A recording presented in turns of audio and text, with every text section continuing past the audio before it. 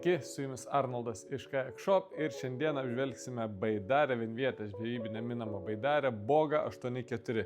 Jos ilgis yra 2,56 cm, plotis 88 cm, aukštis 33 cm. Jinai sveria 37 kg, yra padaryta iš tvirto HDP polietileno ir jos keliamoji galia yra 200 kg. Tai yra trumpiausias žvejybinis modelis, ką šiuo metu turime pas save. Jis yra labai patogus, nes jį lengva transportuoti, jis yra nesunkus, lengva nusinešti. Jeigu turi didesnį automobilį, galima įtalpinti į automobilio galą.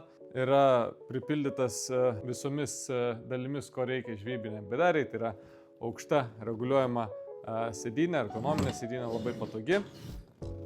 Gale turime integruotą vairą. Taip pat gale turime vietą stabilizatoriam arba variklio laikikliui papildomam.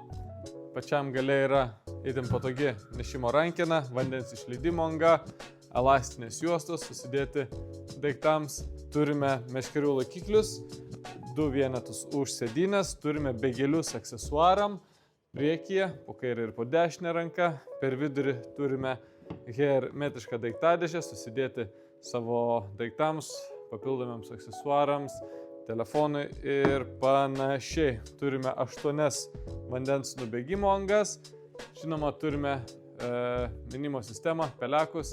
Taip pat galima modifikuoti, galima ten įstatyti vietoj minimo sistemos variklį ir pasidėjus akumuliatorių tiesiog plaukti kaip su elektrinė valtimi ar baidare ir judėti į priekį išvis be jokių pastangų. Žinoma, turime butelio laikiklį, 4 vietas susidėti aksesuarams, jos yra išlietos formoje. Priekyje taip pat turime elastinę juostą, nešimo rankeną.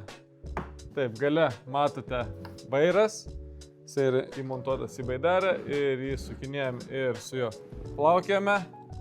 Turime vietą echolotui, turime vandens išbėgimo angas. Baidarės dugnas yra katamarano tipo, todėl jinai bus itin stabili, neskaitant, kad yra pakankamai trumpa. Tiek apie baidarę Boga 8.4 ir susitiksime kitose video.